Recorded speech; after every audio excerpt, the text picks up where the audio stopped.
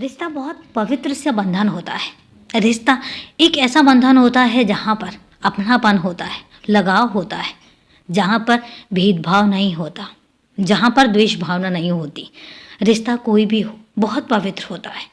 दोस्ती का रिश्ता हो, ममत्व का रिश्ता हो, एक पिता से रिश्ता हो या बहन से रिश्ता हो या भाई से रिश्ता हो, और या पति पत्नी का रिश्ता ही क्यों ना हो, रिश्ता बहुत पवित्र होता है, जबकि दोनों तरफ से निभाया जाना चाहिए। इंसानों में एक खासियत होती है कि इंसान रिश्तों को एक तरह से निभाते हैं। अगर कोई एक रिश्ता तोड़ना चाहे और अगर थोड़ा सा भी पीछे हटने लग जाए तो दूसरा भी रिश्ते को अहमियत देना बंद कर देता है। लेकिन एक रिश्ता होता है वो पिता परमेश्वर के साथ। वो रिश्ता ऐसा होता है जहाँ पर कोई भी द्वेष भावना नहीं होती।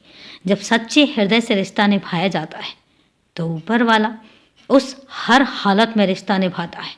कई बार ऐसा भी होता है कि तुम नाराज भी हो जाओ, तुम खफा हो जाओ और तुम बोलो कि तुम उसको नहीं मानते, तुम परेशान होते हो और उस ऊपर वाले से शिकायत करते हो कि अब तुम उसको नहीं मानते और ना ही तुम उसकी पूजा करोगे। लेकिन उसके बावजूद भी वो ऊपर वाला तुम्हारे मन के भाव समझता है, तुम्हें समझता है, और इसलिए चाहे कितनी भी विकट परिस्थिति क्यों ना आ जाए, जब वो साथ देता है तो वो हर हाल में तुम्हें संभालता है, हर हाल में तुम्हारा साथ देता है, हर हाल में तुम्हारे साथ रहता है।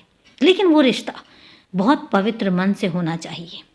ऐसा तो नहीं है कि तुम रिश्ता निभा रहे हो लेकिन खाली मन से, तुम सिर्फ और सिर्फ वहमों में या ढकोसलों में विश्वास कर रहे हो। कहीं ऐसा तो नहीं है कि तुम फालतू के आडंबरों में विश्वास कर रहे हो, क्योंकि ऊपर वाला किसी भी आडंबर को नहीं मानता, किसी भी वहम को नहीं मानता, कुछ भी नहीं होता है। मैं कहता हूँ कि कोई वहम और कोई ताबीज़ कुछ भी काम नहीं आते। सिर्फ ऊपर वाले से सच्ची सद्भावना, सच्चा समर्पण, सिर्फ यही काम आते हैं। कभी आजमा कर देखो, अगर तुम्हारे साथ कुछ गलत हो रहा है तो ये सोच कर देखो कि उसमें मेरी मर्जी है, फिर देखना तुम्हारे साथ कुछ गलत नहीं होगा।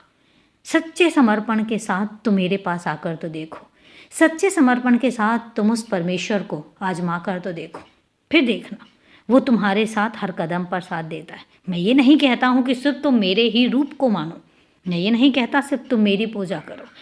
तुम किसी भी रूप को मान सकते हो, पूज सकते हो और उसके साथ अपना रिश्ता बना सकते हो, और फिर देखना कैसे कैसे चीज़ें तुम्हारी ज़िंदगी में बदलती चली जाएंगी। खुश रहो, हमेशा खुश रहो।